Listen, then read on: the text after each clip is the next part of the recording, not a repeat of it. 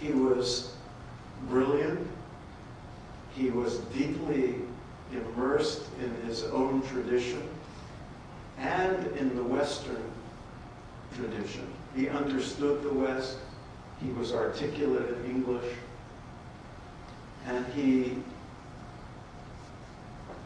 presented to the West the core principles of this ancient tradition, expressed in terms that people in the Western world, with our Western values of rationality and science and pragmatism, and many of whom were secular, many of whom were religious, many of whom were neither, they were searching.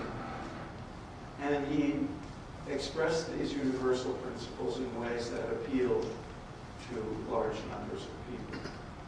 And in that way, he was the kind of prototype of all the gurus that ever had an impact over the course of time.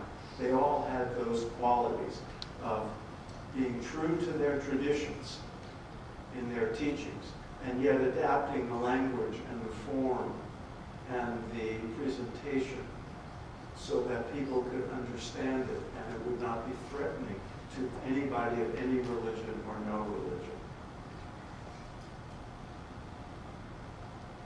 You have to understand what 1893 was in American history to really get an understanding of the impact he had. In 1893, most Americans had never even met a Jew or a Catholic. This was an overwhelmingly Protestant country. The waves of immigration that brought other religions had just started. No one had ever seen a Hindu, a monk in orange robes. The other thing you should understand that I discovered was that the organizers of the Parliament, who created this first really ecumenical gathering of people, of representatives of the world's religions, 95% of them were Protestant ministers or more. And some of the organizers had an agenda, and the agenda was, well, we'll let these heathens speak, these infidels, and then in the end it'll be obvious that our way is the one true way. They were not prepared for this. Just as when Jackie Robinson played the racists were not prepared for him being what he was. They were not prepared for somebody that eloquent and that articulate who would appeal to Americans in such great numbers that they had to add speeches so that he could accommodate the crowds.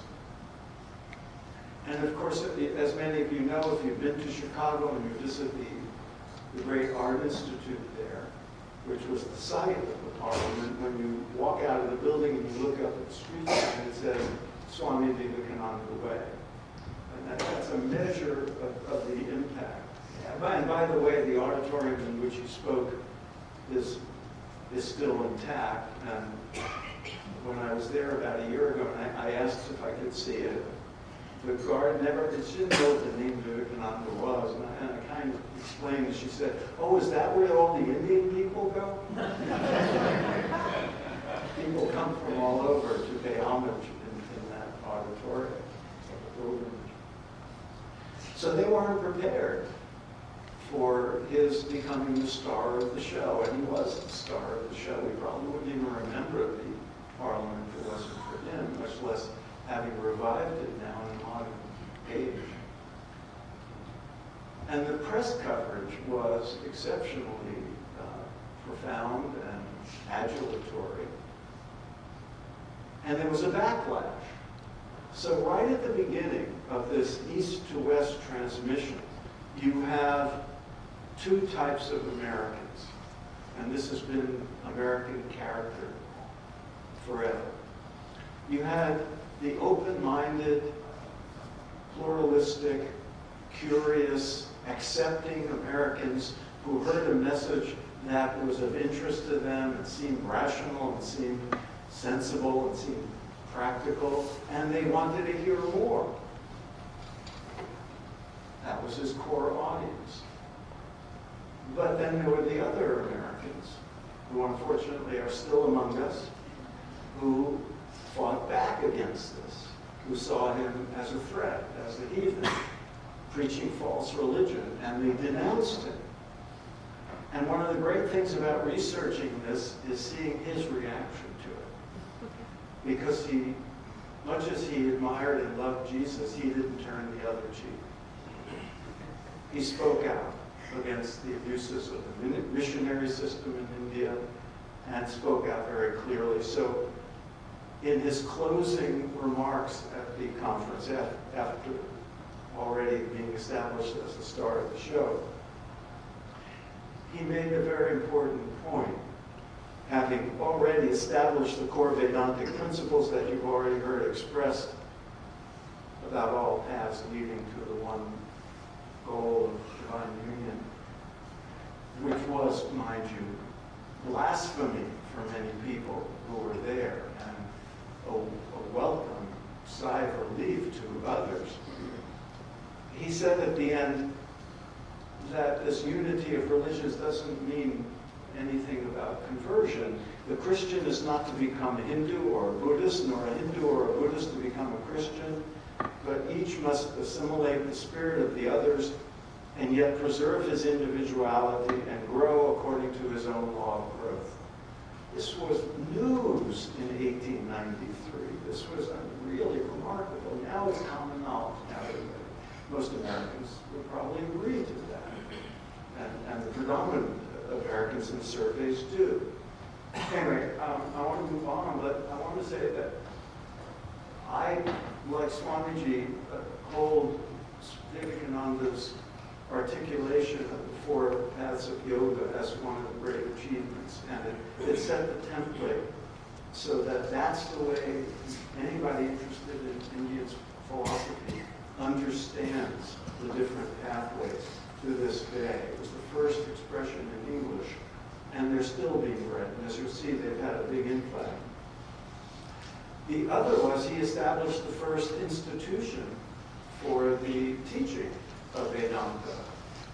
And the Vedanta Society, which is our host, was started in his time, in the few years he spent in America.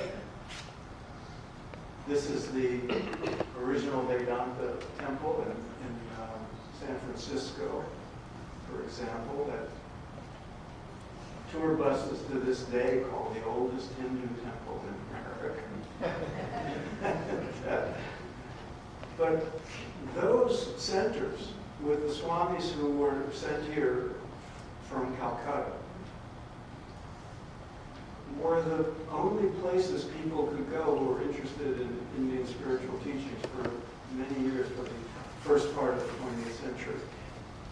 And the Swamis who came here mentored some of the most important American thinkers and intellectuals. And they, in turn, absorbed these teachings and disseminated them to millions and millions of people. So, for example, in California, in Los Angeles, where I live, Swami Prabhavananda was running the Vedanta temple in Hollywood. And among the many people who would come to study with him were Aldous Huxley and Christopher Isherwood. How many of you know who they were? These were giants of Western literature and philosophy. They were already famous when they started studying with Swami Prabhavananda in the 40s.